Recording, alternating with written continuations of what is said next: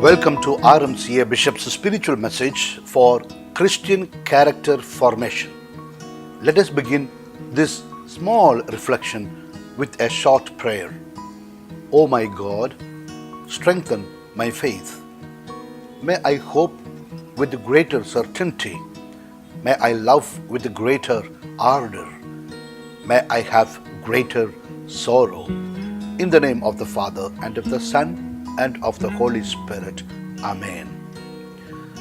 My dear friend, today I would like to reflect with you a reality that is surrounding each one of us.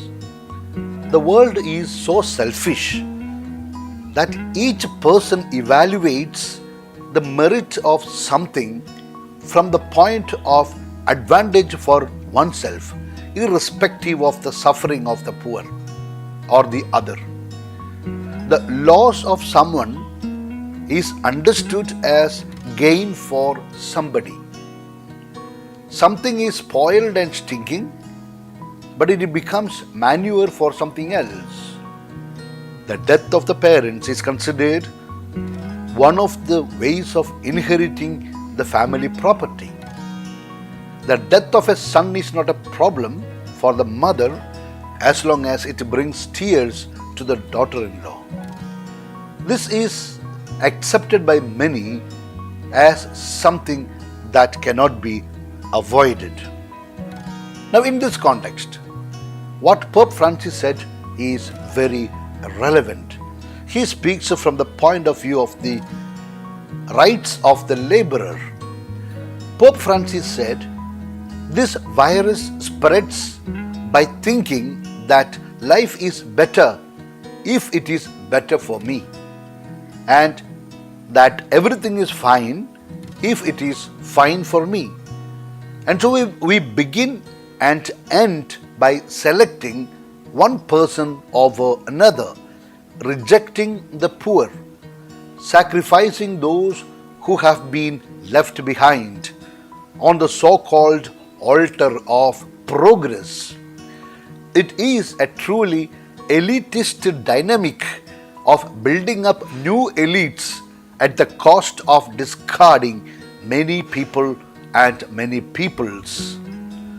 Looking to the future, it is fundamental that the Church, and therefore the action of the Holy See with the International Labour Organization, support measures that correct unjust or incorrect situations that condition labor relations and that completely subjugate them to the idea of exclusion or that violate the fundamental rights of the workers, said the Pope.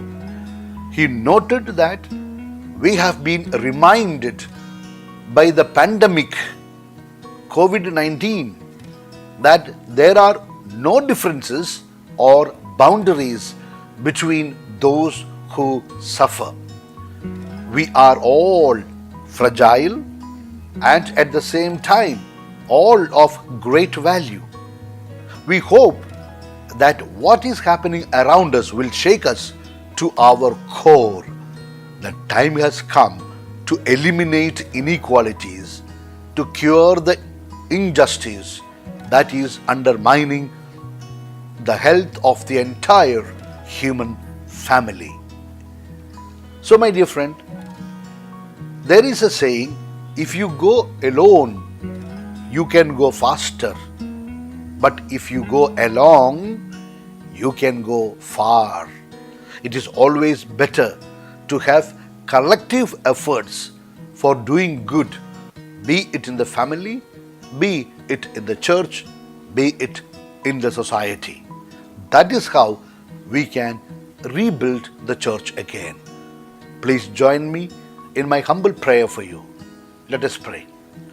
Eternal Father, grant your child the humility to be obedient to your commandments and thus to be blessed in everything and protected from all evil.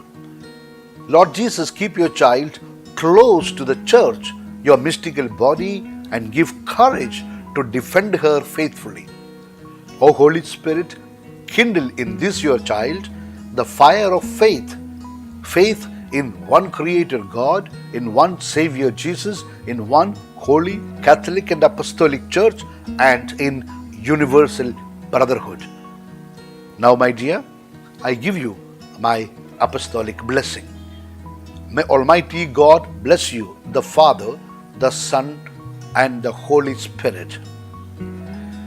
It is good to listen to these talks every day, one in the morning and another in the evening.